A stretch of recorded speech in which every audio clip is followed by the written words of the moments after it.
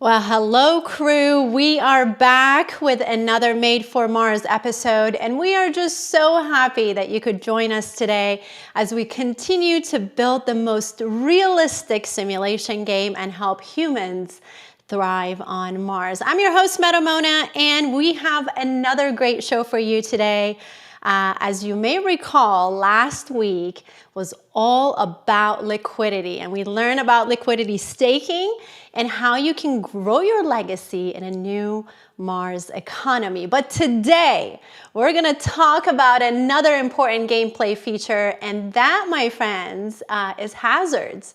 We're gonna find out what hazards are on Mars and how they impact the simulation and how you can develop strategies to overcome those hazards. So let's get right into it. But as you know, I need our resident Mars expert here to help me on this mission.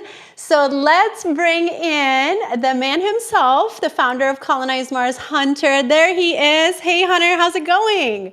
Hey, Mona, it's great to be here. I'm excited to talk about hazards.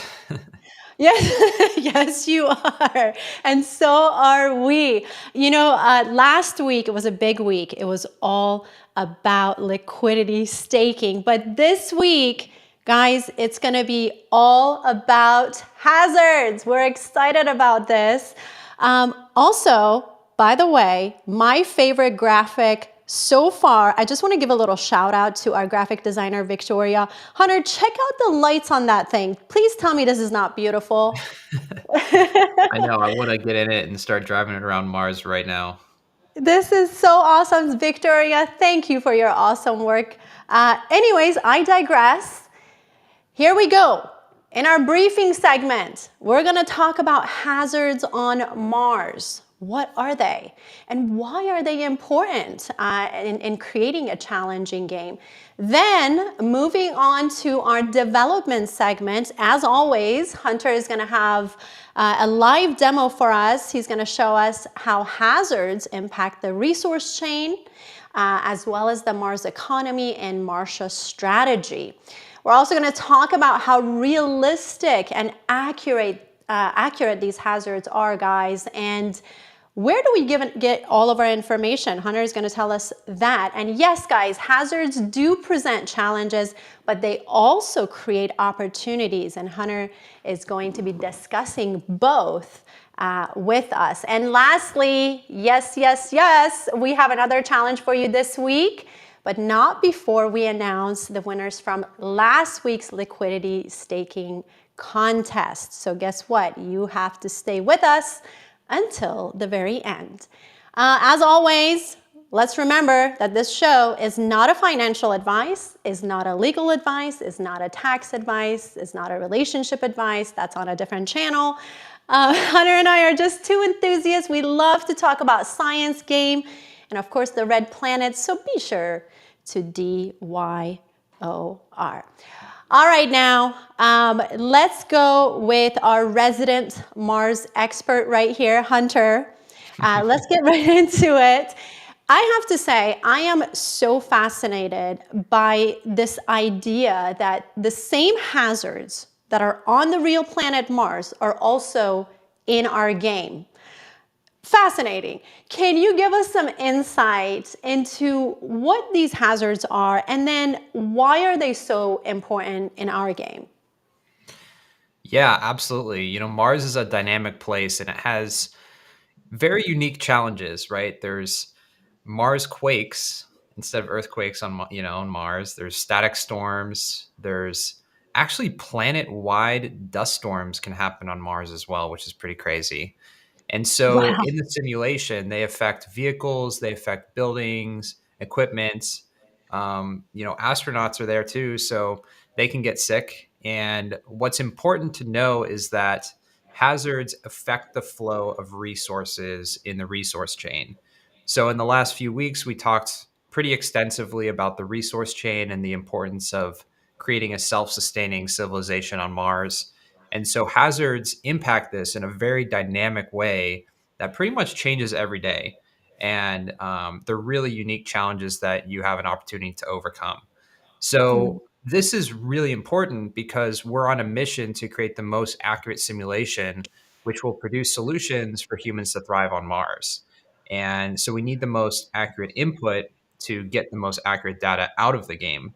And Mhm. weather conditions and the latest technology from all of the stuff that's in the game will create that realistic, challenging arena that you all can really test your skills in and develop strategies to build both a really thriving colony on Mars as well as, building your legacy within the Mars economy.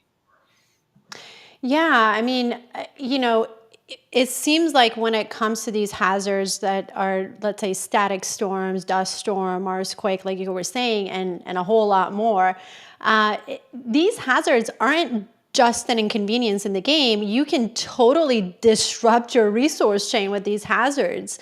And like you were saying, it can even affect the health of your astronauts. So you really, as a player, you have to mitigate these hazards, and that requires skills, right? The more skilled you are, the better you'll do in building that thriving colony and growing the Mars economy that we talk about. And because of that, the data has to be accurate, right? To reflect the real hazards on Mars, right? Yeah, and you're going to reap the rewards if you're on top of it. The Yeah. players that can build up the skills necessary to learn about weather patterns, and we have some really exciting news later on in the show about Yes, we how you do. can really, be on top of it, and we have some tools to help you there. Don't give So it it is away all yet, about. Yeah. Hunter. Yeah. I'll try to contain it. But yeah, Yes. it's all about those opportunities really to become a highly skilled mission control operative for Mars and make sure everything on Mars is operating at peak efficiency. Yep, and we're going to get more into that. We're going to talk more about how these hazards impact the resource chain in the game, like you were saying, and the roles players have in mitigating them, which is a very important role. But first, since we're on the topic of secrets and surprises, I just want to do a little teaser here. Guys, yes, there is a challenge, and there is a challenge prize. Hunter is going to announce the week's challenge at the end of the show, and you'll have a chance to grab a pretty cool question mark. It's a mystery. It's a mystery It reward. it is a mystery reward, but more on that later. You're just going to have to wait until the very end where Hunter will tell you all about the challenge and the mystery prize. All right. Before we get into our next segment, though, Hunter, we have a quick video for our viewers. This is the world premiere of our hazard tutorial, and you're going to see it here first on Colonize Mars Live.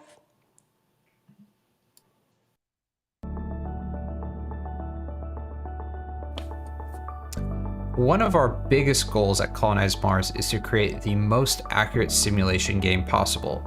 We believe that this will enable players to create innovative strategies that can help us not just survive on Mars, but to really thrive on Mars.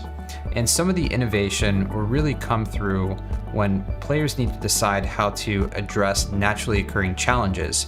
We call those hazards. Hazards are things that happen with weather or the atmosphere that can take a toll on equipment or cause vehicles to malfunction or even astronauts to get sick. And the key idea with hazards is that they disrupt the flow of resources. So let's jump into the game. Let's figure out how to repair things, how to reactivate things, and ultimately making sure that everything's operating at peak efficiency.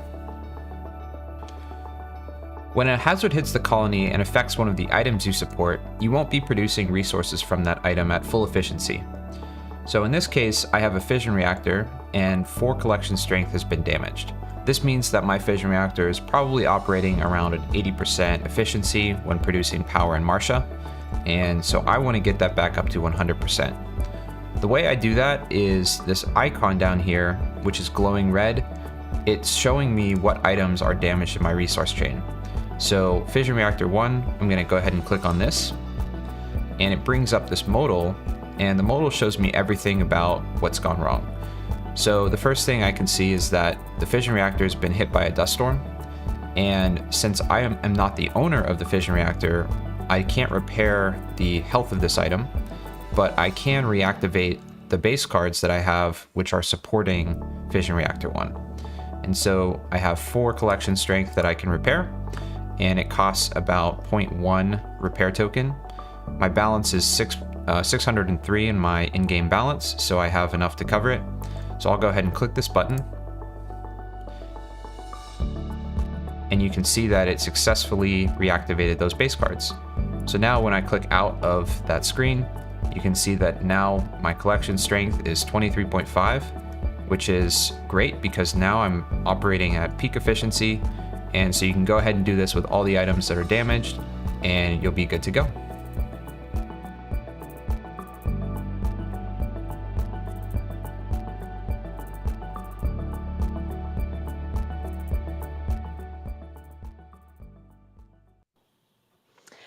I love these tutorial videos, I have to say. Thank you and the team for putting these videos together. They're such informative, quick clips for us to learn in between shows. And that was just the intro, right? We have, you're gonna get into more detail with us with the demo. And I just wanna let everyone know, if you have any questions, this is the time to get your questions in. Ashes is in the chat grabbing your questions. And Hunter, actually, before you start the demo, we do have one question, if you don't mind. Mr. Shoplifter, what? Don't break that over here. On the resource tab, is there a way to make the bottom larger? I only get to see 2 lines max. Yes, there is. When I get into the demo, I'll make sure to show you guys how to do it. Okay, perfect. This was the cue to the demo. I'm going to let you take it away and give us some more details. Talk to us about how these hazards that we were talking about, how do they make the game more engaging, strategic, and of course, realistic? Yeah, absolutely.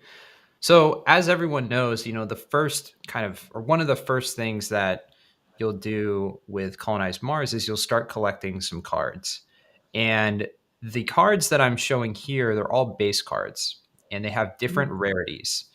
And so the first thing that's strategic about the game is the lower rarity cards, they actually are more prone to hazards than higher rarity cards. So each hazard has an intensity value, and the lower the intensity of the hazard, the more likely that the lower cards will get damaged.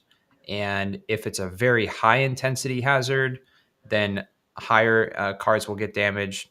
But for like a low intensity hazard, the higher rarity cards like dark matter and gold and solar flare are actually immune to hazards. They won't get damaged as much. So it definitely pays to craft your cards to higher rarities or go after those higher rarity cards as a strategic objective there. It's a no-brainer there. I mean, you got to have rare cards to build that immunity that you need toward resistance, right? And the artwork just looks, I love the dark matter. Oh my gosh, this is so realistic. Oh, I love them. Yeah. Beautiful. And here's the Wow. dust storm coming in hot on the linear rail 3D printer here. Wow, it's just incredible how realistic these are. So rare cards, guys, you gotta get those rare cards. You need those to build your immunity. Sorry, carry on. Yeah, so the next thing to really look at is the resource chain. So I'm going to go over here. Now, before I get into this, I will show you guys how to make the bottom chart bigger. And so we actually have a button here where you can collapse the chart at the top, and that will give you the full resource chain view. And you can also press this, which allows you to collapse the side so you can have more icons to look at. So what I'm going to show now is basically a very simple resource chain. And this resource chain, what's important here is to realize or to look at these numbers, which are the collection strength.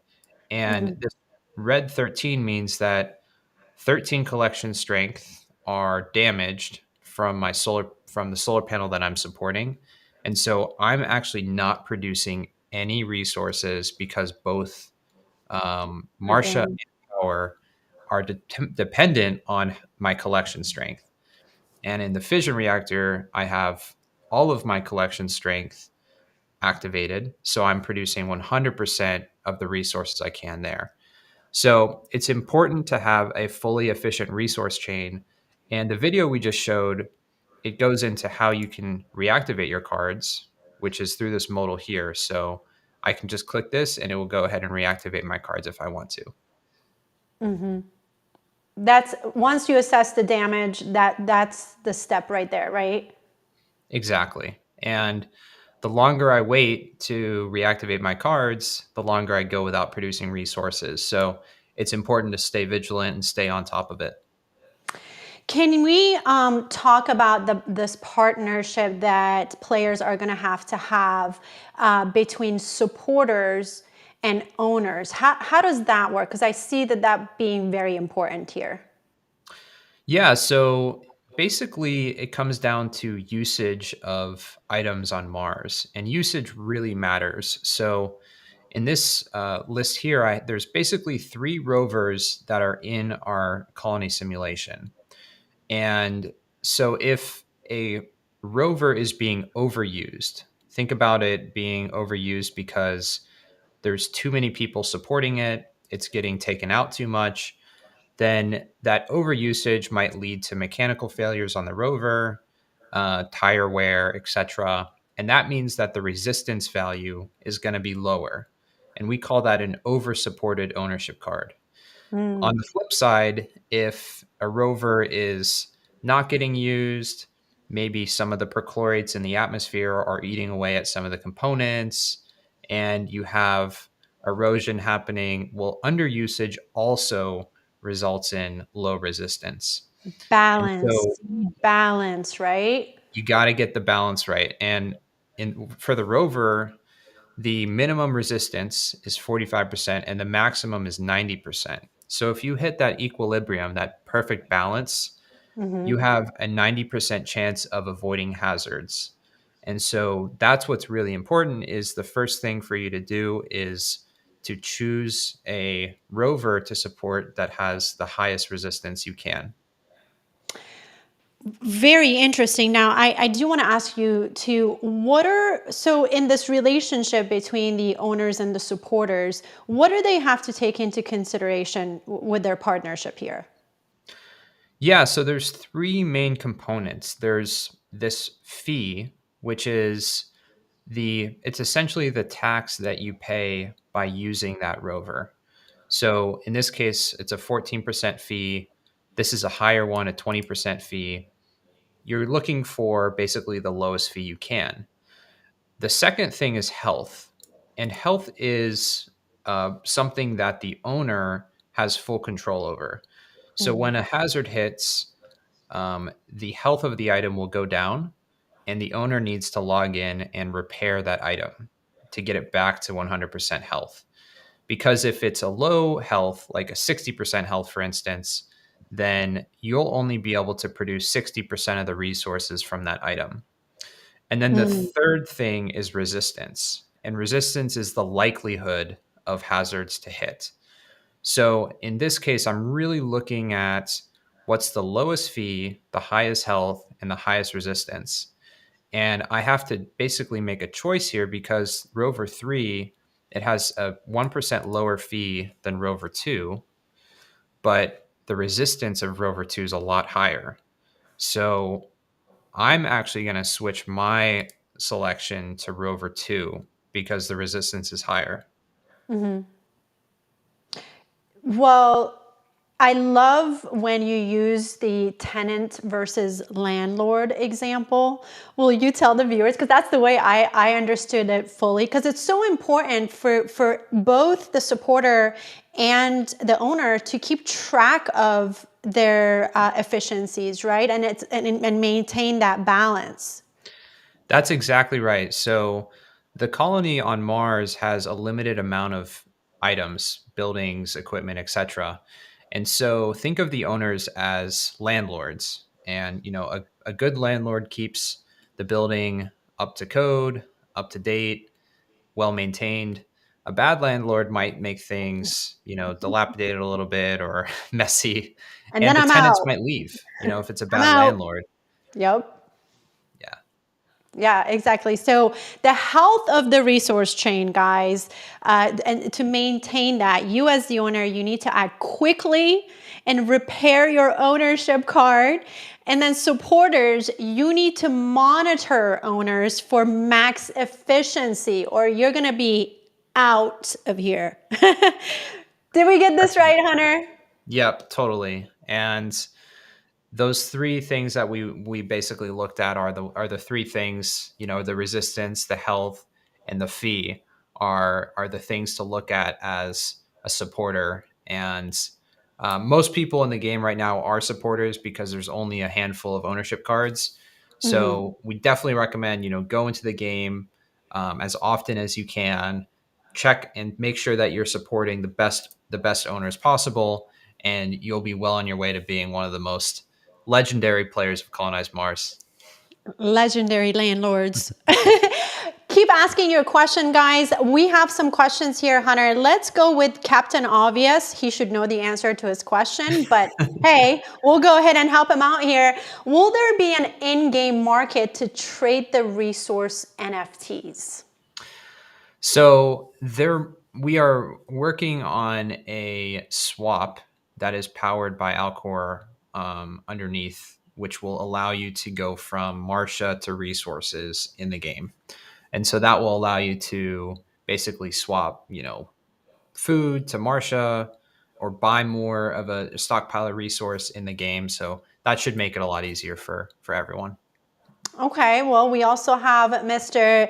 Nemanja asking if one item that's damaged and uses a lot of science or other labor resources like greenhouse, for example, will that make my economy?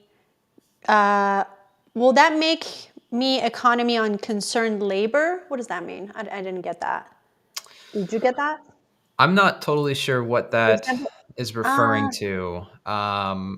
Let's just, Miss, I mean, basically, Mr. like if an item is damaged, then it will use less resource and it will produce less resource.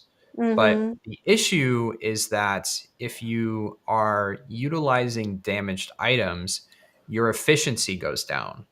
And efficiency is one of the key metrics to leveling up your skills, unlocking achievements, unlocking badges. And so, if you want to get the coolest stuff, you want to make sure to support the healthiest items. That's right. And if we didn't answer your question, Namanja, go ahead and ask it correctly so I can read it for you here on the show. The Saul is asking, does the mechanics of calculating the resistance the owner work? Wait, hold on. Does the mechanics of calculating the resistance of the owners work correctly when it's overloaded? Because if you get even a minimum overload, owner resistance drops catastrophically.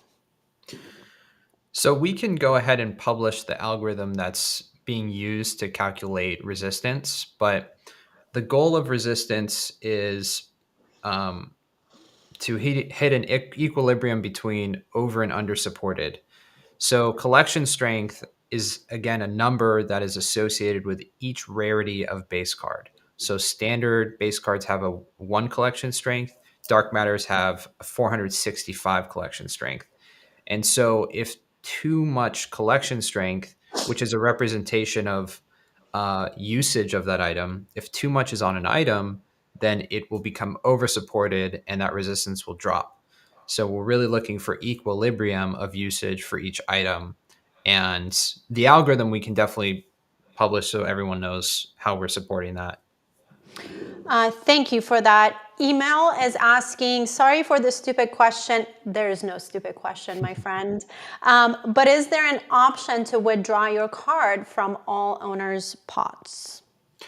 So there isn't an option to do that. And the reason why is because you need to have a way of producing resources. And so the owners are the ones that hold the ownership deed for that item in the simulation. So you have to select one item to produce resources from. So if you were to withdraw it, you would no longer be producing resources. So think of selecting owner as activating your cards within the game. Ah, makes sense. Uh, Aileen, if a hazard hits and deactivates my cards, will those deactivated cards still consume inputs and give zero output? They will be taken out of the inputs. I'll have to triple check this, but I'm 99.9% positive that the consumption will be taken out as well. So you won't have to pay as much, and you also won't produce as much. But I just have to double check on that because I want to make sure I'm giving the right info there. No worries. And Namanja, who I couldn't read his question correctly, says, will I still use the same labor needed to make it work like before hazard? So I think that's actually a pretty similar question. So Yeah. I'll just go ahead and say that I'll double check on that. But one thing that I will say is that if you run out of resources, then you won't produce anything from that item. So that's why it's important to make sure you stockpile resources as well. Thank you for that. And guys, keep your questions coming. We'll be answering them throughout the show and also at the end of the show. So Ashes, thank you so much for throwing those our way.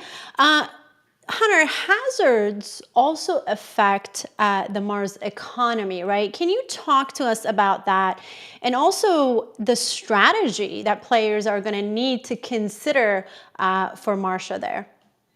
Yeah, absolutely. So, hazards create resource shortages, which impact pricing and supply and demand essentially.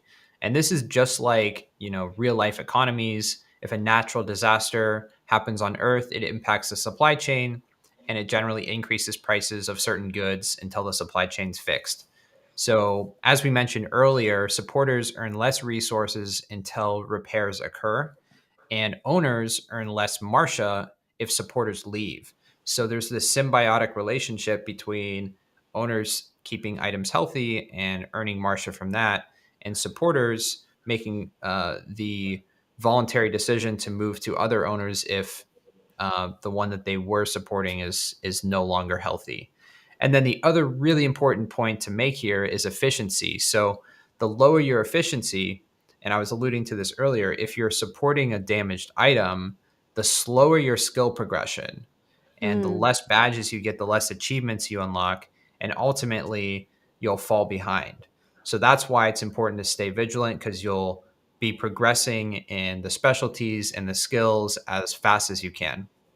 Wait, you said badges and achievements. There are badges and achievements here too. Can you give me a couple of examples of each, the badges and achievement in this scenario? Yeah, so my favorite example is the specialty achievements. Achievements are awesome because they are non transferable tokens, meaning that they are blockchain assets that get added to your wallet and you can't transfer them. So they stay in your wallet and you basically hold the mint number of that achievement. So if you're the first in the world to get one of the highest specialty achievements in our game, you get that asset and you're getting it forever. So I think Mm. it's a really cool achievement system, and you can show it off to all your friends. There's also in the game there's the avatar, and there's a border Mm. around the avatar that gets put into the ownership list and the leaderboards and a bunch of places in the game. And if you have a certain level of a specialty, you get the cool border that everyone else can see. Oh my gosh, there you keep teasing these badges and awards. It's very clear what we all have to do here. Aline has another question. If a hazard hits and deactivates my car, no, wait, we did read that. I'm sorry, that was a repetitive question, so I digress. One thing I want to bring up is the realism because it seems like it not seem like, but these hazards are so realistic, right? Where does all this information come from? Yeah, so we have access to the world's most sophisticated Mars weather model, which is called the Right. Mars Climate Database. And this is how we're getting temperature, pressure, wind speed, the amount of light, the time and day, and all of this for the exact location that we are on Mars. And so, what we're doing with that, and by the way, the hazard system as it plays right now is a little simpler, but we are putting this in as we speak. But with all this data, we're designing triggers so that when, for instance, temperature range hits a certain threshold, it might trigger higher levels of brittle airlines or mechanical failures. And so, what's really cool about that is there's a lot of accuracy involved in using a realistic Mars data model Mhm. that is importing climate data, and we're able to monitor and understand how everyone who's playing the game is making decisions about how to repair things or which hazards affect things more than others. And that is key for us understanding how to thrive on Mars and how to expand across the planet. That's very cool and interesting there. I do have one question. Let me pull that up. Give me just a second here. Eric, can we deactivate cards from ownership? I mean, some are asking too much resources for the moment, but I want to keep them. So the short-term way to do this is to transfer it to a second wallet for now. So if you have too much collection strength and you're producing too many resources, you can transfer to a second wallet. However, we are putting in a really cool feature that allows you to manually deactivate collection strength inside of the game, and Hmm. it's more of a gamified way of doing it, and that lets you perfectly tweak exactly how many resources you want to produce. So if you over collected and you have too many cards, which is I think a great problem to have, you can still tweak down your consumption of those resources if you need to for the short term. So that is something we're working on now, and we're working as fast as we can to get that in. Thank you for that. Another question here. I love you guys asking all these questions. Keep them coming. Can Hunter speak a little bit about different repair costs, please? Low, medium, and high. What percentage difference can we expect here? Yeah, so basically the items are categorized into a couple weights of or tiers of repair costs. And repair costs are variable based on the amount of collection strength that you're repairing, as well as the basically the low, medium, and high refers to the importance of the item or the scale of the item. So larger scale, more complex items will cost more to repair than things that are lower. So we can go ahead and publish the actual percentages and how that's calculated, but it basically is it's something that we use in the back end to make sure that the repair costs align with the complexity of the item. Hunter, can owners choose how much CS is staked to is ownership? For example, if my OC is overstaked, can I kick people who stake on my card? So the best way to kick people is to raise the fee. So we Mhm. have a variable Martia fee on the Mhm. ownership cards from 0 to, or sorry, I think it's 1 to 20%. So if you're an amazing owner that's always, that your item's always repaired, well, a lot of people might want to, come to your item might become over supported. So the best way to get some people to move to another item is to raise that fee. And it will also increase your Martia earnings until you achieve that equilibrium. So as an owner, it's important to basically be raising that fee if there's over supporting on your card. Hunter, and this is a question for me. So it's kind of like that same tenant example. If I am the landlord and everyone is coming to me and I'm keeping all my efficiency high and I'm now raising my fees, would people want to continue to come to me because I am keeping my efficiency high, or can that be a deterrent in any way? It's really cool because this is the free market at work. There will be a point at which people decide that the fee's too high and Mhm. it's not worth the healthy item. So they'll go to a lower fee item of the same type. And so Mhm. this is where you can experiment. You can raise your fee a little bit, and see how that affects your support, and hopefully achieve an equilibrium after a while. And that's ideally like a fee that you're happy with, but also support level that you're happy with. Balance is key, and you have to keep an eye on your competitors, right? Yes, Um, exactly. again, another question here, is there a chance to develop in-game marketplace? So we are looking into this, especially with regards to land, because land will put into place some interesting mechanics around transportation of resources. And so we won't get into that too much, but for now, they're all blockchain tokens. You can do whatever you want with them outside of the game, and but inside of the game, it's about producing the resources, and then we have those swaps if you want to go in and or out of Marsha. And then where can people keep track of in-game hourly payouts? So the best thing for us to probably do around this is to expose more of our API endpoints so that the community can develop um, dashboards that are as complex as they want to. The hourly payouts right now are there's no historical area in the game to look at previous hourly payouts, but it is Mhm. totally possible to develop something like that. We just haven't prioritized it so that we can get the core gameplay features out. All right. And lastly, for now, um, why why humans use so little amount of water daily? That's not realistic. So these are the exact conversations we're looking to have as we roll out our data platform and we look at all of the factors that got to the water consumption for astronauts that we have right now, because we want your help in making these as realistic as possible. So yeah, we did the most research we could up to this point with the team we have, and now we're looking at expanding it to everyone else to help us really dig into all the research and make sure that we are as accurate as possible.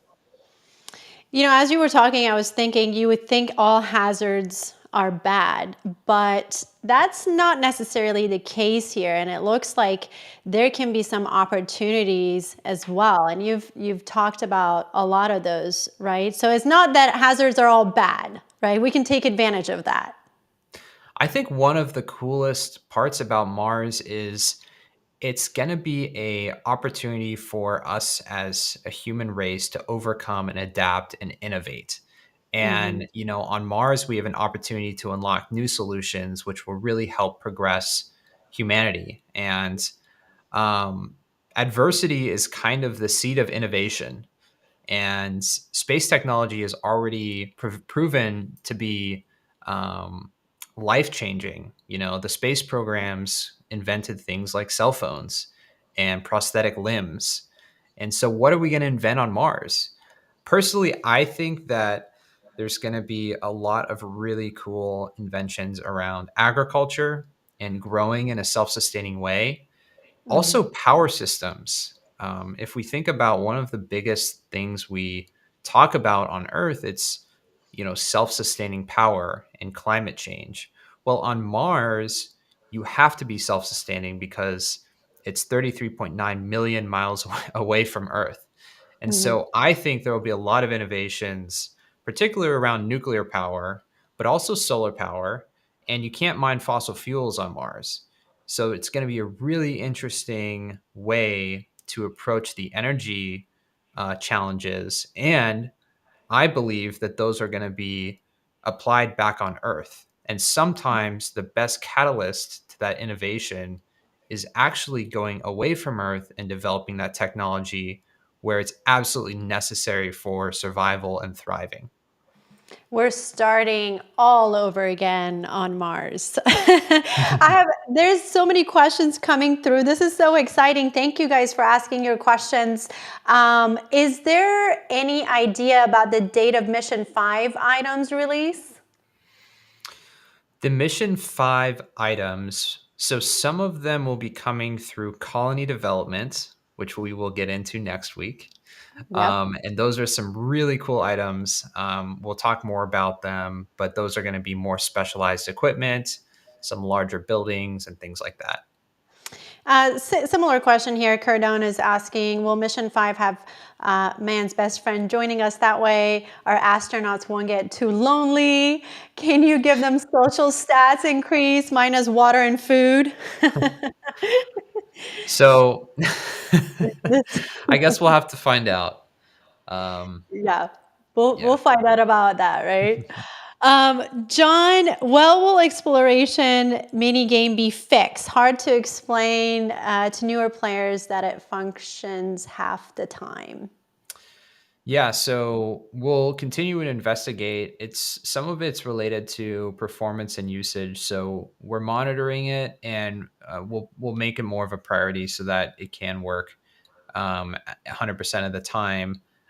We will say that this mini game is going to be replaced by a much more comprehensive exploration system in the not too distant future. So it's something that is not as high priority for us, but nonetheless, we want to make sure it's as good of an experience as it possibly can be.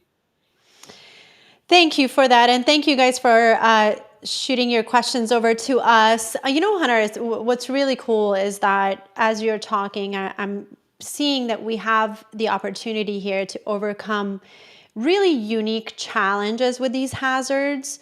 All the while, we're engaging or generating this with this data or this important data, and also designing these solutions that ultimately are going to help us thrive on Mars. And that's kind of what I'm gathering from everything that you're telling us. This is very cool, very awesome. Absolutely. Yeah, I mean, this is a game where every move you make really matters, and you're generating important gameplay decision data that we can use to inform how we actually plan humans to Mars missions in the future.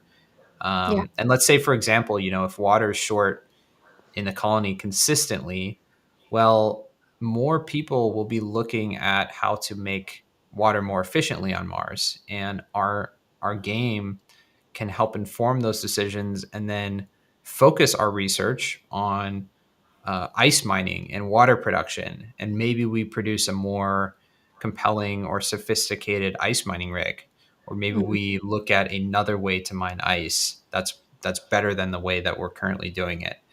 And this simulation run over months and years can lead to the technological innovation that is necessary to understand and perform before we get to Mars. We don't want to start figuring this stuff out when we get there. We want to start doing that now. Yeah, and you don't want to start figuring out your hazards after it's all said and done, Hunter. So how Yeah. can players, it's so important for players to stay informed with these hazards. I know we have a cool feature that's coming out real soon. Tell the folks out there, how can they stay up to date on these hazards? So coming soon, you can connect your Discord username into the game and get personalized hazard and weather notifications straight to Discord. And this is actually what Ooh. we're announcing today. We're releasing this.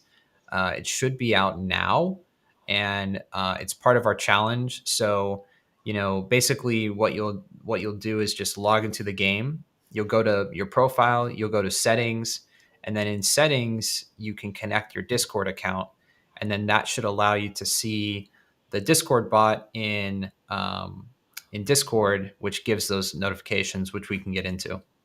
Yes, we're going to get into that. Hunter gave away part of the challenge, but it's okay. I just wanted to tell you and see, guys, it pays to stay up to date on Mars. And that's exactly how you're going to do it. And that's what this week's challenge is all about. But we're not going to get into it before Hunter presents the challenge or the challenge winners from last week. Hunter, we got to announce those winners. We had a few of them. But let me remind everyone first, during last week's challenge, Hunter wanted you guys to learn about our liquidity program. You were instructed to retweet and then tag 2 friends. Did you do it? Did you guys do it? Yes, you did. Hunter, here are the people who participated in that challenge. I'm going to let you do the honors and let them know who they are. Yeah, so thank you everyone who participated in this challenge. We really appreciate it. Mike Ice, Tony Gill, Boring Forever. Is he Hopefully not. boring forever? These names today, man. Yeah. And then Boring forever. CHRNV. Thank you guys so much for sharing the news around liquidity. And we also should just remind everyone that, if you haven't watched the non-custodial liquidity video, we think it's a really innovative feature in the gaming space. And we really encourage you to watch that. And then our liquidity event is happening right now, and all of those rewards will start uh, basically being distributed in the game tomorrow at 7 p.m. UTC. So now is the time to go commit liquidity in the game if you haven't already, and watch YouTube, and watch the trailers and the tutorials of how to do that. It should all be up there now. So everyone who wants to go ahead and do that. Again, not financial advice. This is purely educational. So, do what you want to do. But we just want to make sure that you are fully informed that today is the last day to get in before those rewards start getting distributed, especially the big Martia release, which is happening at exactly 7 p.m. UTC tomorrow. Thank you, Hunter, for that. And I'm keeping this slide on the screen for just a few more moments so you all see who the winners are. And if you're one of the winners, keep your eye on your DMs because Ashes is going to be hitting you up with more information on how to collect your prizes. Hunter, well, here we go. Let's go ahead and have you announce this week's challenge, and then we'll go over the prize one more time. So here you go. Yeah, so basically, all that you need to do to get qualified for this week's challenge is go into your game profile. So log into Colonize Mars, go to your settings in your profile, and then click on Connect Discord. And this will give you access to MESA. And MESA is the Mars Environmental and Storm Alert System. And this is what we're calling our bot. This will basically give you the ability to see daily. I think it's every 12 hours we're going to be broadcasting a weather report straight from the colony, and then Mm. every time a hazard hits the colony, you'll get a message in that bot. And then over time, we're going to make this more and more personalized to you. So, imagine getting specific messages around collection strength of a certain card, or even things with colony development. So, very important to stay up to date. This is the way to do it. And all you have to do is connect your Discord, and then we'll go ahead and look at each wallet that did that. And then you get an amazing mystery patch, and we'll reveal the Question artwork. mark. Yeah, it's going to be really cool. Yes, and again, you have to connect your game profile to our Discord over the next 24 hours, and you will receive a mystery badge. We'll reveal the badge on Twitter. Ashes is going to reveal the badge on Twitter, so make sure you follow us on Twitter. Again, connect your game profile. I can't emphasize on that. That's you have to do that. That's a must, right? And then Yeah. wait for Ashes to reveal the mystery badge on Twitter. I And love I think you have 24 hours to do this. So from the end of the show, I believe you have 24 hours, and then we'll take the snapshot. So everyone who does it now until tomorrow at the same time, you are getting an amazing patch. And this patch again has extra utility because you can use it in the game as your Mm. profile, as your avatar. And not many people are going to get this, so you're going to be one of the lucky holders of this awesome digital collectible. They haven't even shown it to me. Do you know what it looks like? Because I heard it's pretty cool. I haven't seen it. Have you seen it? Tell the truth, Heather. Maybe. Yay! Well, you guys know what to do, but you know what, Hunter? What you said earlier, and I wanted to highlight is this: the Mesa alert system is going to be a game changer, especially for owners and supporters, because everything that you said. These guys, they have to be on top of these hazards. They need to know right away so that they can repair in a timely manner. And that's why it's so important to connect to that Discord and get those alerts, right? Absolutely. It pays to stay up to date on Mars. Yes. That is going to be our slogan, guys. All right. Well, we answered questions. We gave all the information that we had on hazards. There's a tutorial video for you. You know the challenge. You know there's a prize coming. Hunter, anything else we want to cover today? We're really just looking forward to seeing the bot and that being in our Discord. Can't wait to start seeing some weather reports come in from the surface of Mars. And thank you everyone for tuning to these shows. We hope you like them. And yeah, really just thank you everyone for being a part of this awesome community. Yeah, and please do give us your feedback. Do you like the shows? What do you like to see more of? What do you like to see less of? Don't say Hunter and I. But let us know what you think about the show so far. Hunter, thank you so much for your insight on hazards today. It was really great to have you on the show. Yeah, thank you so much. Of course. And guys, again, don't forget to tune in to our Mesa channel on Discord. Make sure you connect your game profile if you want to get those alerts. And trust me, you want to get those alerts. In the meantime, remember, keep communications open with us on Discord and on Twitter for any updates as we continue our mission to grow the Mars economy and help humans thrive on Mars. Thanks again for tuning in. I am your host, Metamona. Until next time.